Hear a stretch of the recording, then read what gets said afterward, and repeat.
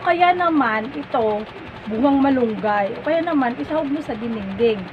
Ano ba dinengdeng? Saluyot. Tapos,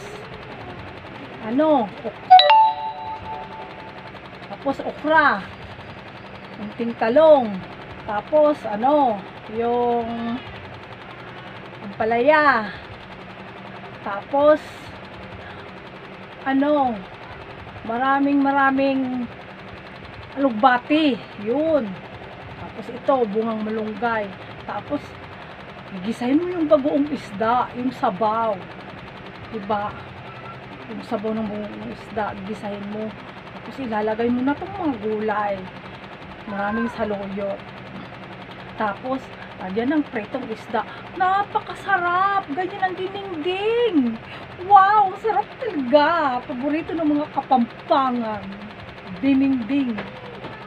Bagoong isda. Tapos, lagyan ng pritong bangus. Napakasarap! Ang dinengdeng. Grabe! Yummy! Talaga! Masarap pa yun lang.